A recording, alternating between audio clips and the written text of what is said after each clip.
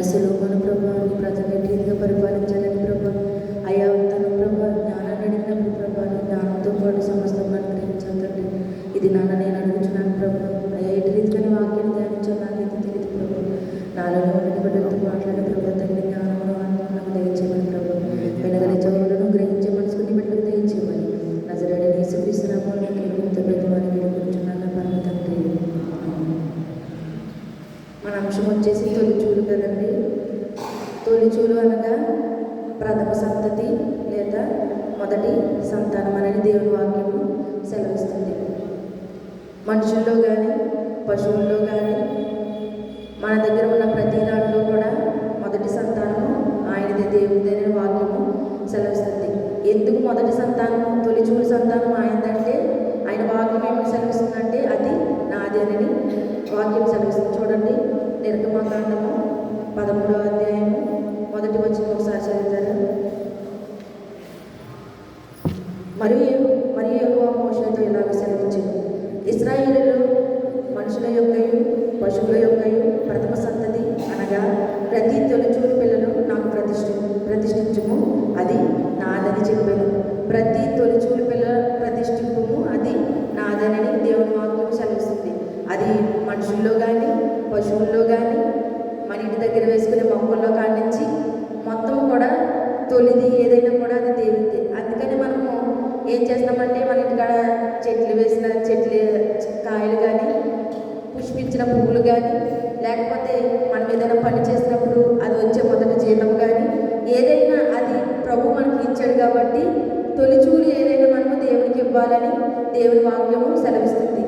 చాలామంది అనుకుంటారు, ఎందుకు ఇది నా సొంత తెలివితేటల వల్ల నేను సంపాదించుకున్నది కదా, లేకపోతే నేను వేసిన మొక్క వల్ల పూసిన పువ్వులు లేకపోతే కాసిన కాయలు నేను ఎందుకు ఇవ్వాలి ప్రభు అని అనుకుంటారు. అంటే తెలియని వాళ్ళు అన్యులు అలా రీతిగా అనుకుంటారు. కానీ దేవుని వాక్యం ఏమని సెలవిస్తుందంటే పశువుల్లోనే కానీ మనుషుల్లోనే కానీ ఎవరిలోనైనా కూడా తొలి సంతానం అంటే దేవుడిదంట. అది ఏమంటాడంటే అది నాదని మోషే చెప్పాడు అనమాట దేవుడు. కాబట్టి మనము తొలిది ఏదైనా కూడా మనము దేవుడికి ఇచ్చేవారుగా ఉండాలని వాక్యము సెలవిస్తుంది. మనం అన్నగారిని జ్ఞాపకం చేసుకున్నట్లయితే తనకి పిల్లలు లేకపోతే శిలోహ మందిరంలో ఎంతగానో ఏడ్చింది, అంగలార్చింది, దేవుడితో పెనిగిలాడింది. ప్రభువా నాకు బిడ్డలు కలిగించేయి, నాకు ఇస్తే నేను తిరిగి నీకు మళ్ళీ ఇస్తానన్నది.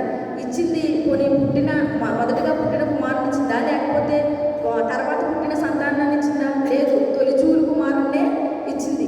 ఎందుకు ఇచ్చిందంటే అది ప్రభు ఇచ్చాడు కాబట్టి, ఆ గర్భం ప్రభు ఇచ్చాడు కాబట్టి, ఆ బిడ్డను ప్రభు ఇచ్చాడు కాబట్టి మొదటిసారి ఆ బిడ్డను ప్రభువుకే అర్పించింది. తన సన్నిధిలో వాడబడే రీతిగా ఆమె చేసింది. మనము కూడా చూడండి, మనకు పుట్టిన తొలిచూలు పిల్లని మనము దేవుని సన్నిధిలోకి ఎందుకు తీసుకుంటాము? ఎందుకంటే అది ఆయన ఇచ్చింది కాబట్టి. ఆయన ఇవ్వకపోతే మనం ఏమీ తీసుకోలేము. మనంతటా మనది వచ్చినట్టు ఏది లేదు. కాబట్టి మొదటి బిడ్డను కూడా మనము దేవుని సన్నిధిలోకి తీసుకొచ్చి ఆయన ఎదుటిగా మరి ముందుగా తీసుకొచ్చామని మనం చెప్తాం. ఎందుకు తీసుకొస్తాము? ఎందుకంటే తొలిచూలు బిడ్డ కాబట్టి.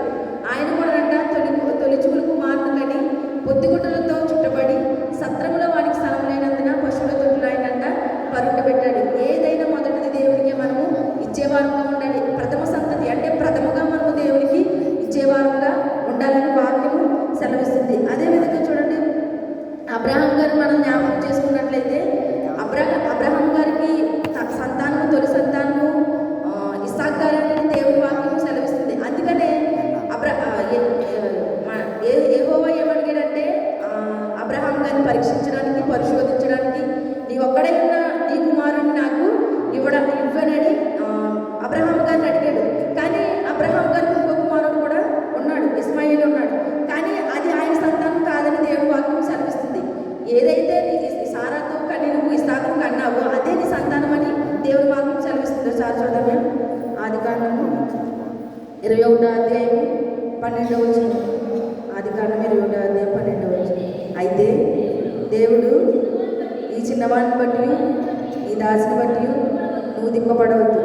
శారా నీతో చెప్పు ప్రతి విషయంలోనూ ఆమె మాట వినుము. ఇస్సాకు వలన అనునదియే నీ సంతానం అనబడును. అంతే. ఇస్మాయిల్ ఉన్నప్పటికి కూడా ఇస్సాకునే సంతానం అని దేవుడు చెప్పాడు. కాబట్టి మొదటి కుమారుని అడిగాడు కదా దేవుడు, ఇస్సాకునే కదా అడిగాడు బలి కిందను, ఇస్మాయిల్ని అడగలేదు. కాబట్టి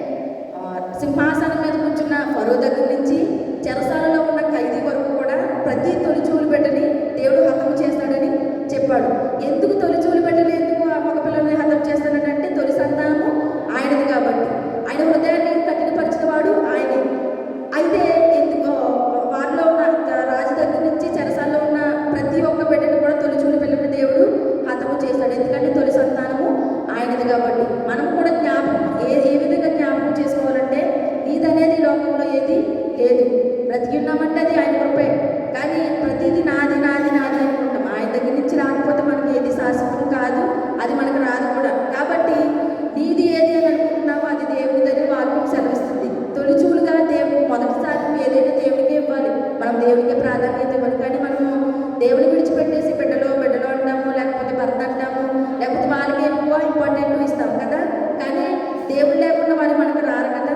కాబట్టి దేవుడు ఏమన్నాడంటే తొలిచూలు అంటే మొదటిది ఏదైనా నాకే ఇవ్వాలి, మొదటిగా ప్రథమ సంతతి అది నాదే అనేది దేవుడి వాక్యము సెలవిస్తుంది. చూడండి, అదే అన్నాడు కదా, ఇశ్రాయేలు మనుషుల యొక్కయు పశువుల యొక్కయు ప్రథమ సంతతి నాది అనగా ప్రతి తొలిచూలు పిల్లలను నాకు ప్రతిష్ఠింపుము, అది నాదని చెప్పాను. దేవుడి వాక్యమే సూటిగా మనతో మాట్లాడుతుంది. అది నాది. మీది అనుకుంటున్నారేమో, ఒకవేళ మొదట అంతా మీకే అనుకుంటున్నారేమో అనేది దేవుడు వాక్యం సెలవిస్తుంది. తొలిచూలు పుట్టినది ప్రతిది కూడా నాదే. చూడండి, అందుకని మనకి తొలిచూలు పుట్టిన బిడ్డలే మనము వెలిచ్చి కూడా పాడతాం కదా. ఎందుకంటే అది కూడా ముందు చూడండి 15లోను 13-15లోను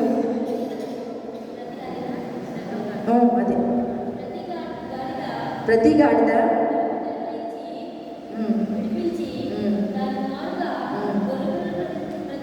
ప్రతిష్ఠింపవలను,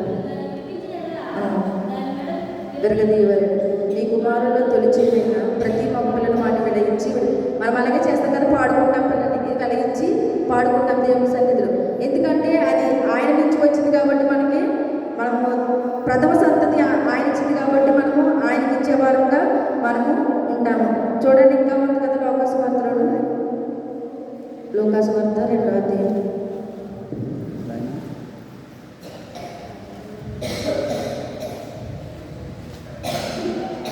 ఆ రోజు వారు అక్కడ ఉన్నప్పుడు ఆమె ప్రసవదినము నిండెను కనుక తన తొలిచూలు కుమారునికని పొత్తిగుడ్డలతో చుట్టి సత్రములో వారికి స్థలం లేనందున ఆయన పశువుల తొట్టిలో పడుండబెట్టెను. తొలిచూలు అంటే మనము వివరించుకున్నాం కదా, ప్రథమ సంతతి లేదా మొదటి సంతానం అని. తర్వాత పొత్తిగుడ్డలతోనంటే ఆయన చుట్టి సత్రములో వారికి స్థలం లేనందున. ఆయన ఈ లోకానికి రావాలనుకుంటే దీనుడుగానే రావక్కర్లేదు, ఐశ్వర్యవంతుడు కూడా రావాలి. ఇప్పుడు ఆ పశువుల పాకని ఆయన అనుకుంటే పెద్ద బంగ్లా చేసేలేదా, ఆ తొట్టిని బంగారు తొట్టి కింద చేసేలేడా? కానీ ఎందుకు అలా చేయలేదంటే, నీవు నేను ఎలా వచ్చామో ఆయన కూడా ఈ లోకానికి అలాగే రావాలనుకున్నాడు కాబట్టి తనను తాను తగ్గించుకుని దీనుడిగా ఈ లోకాన్ని వచ్చాడు. మరి నీవు నేను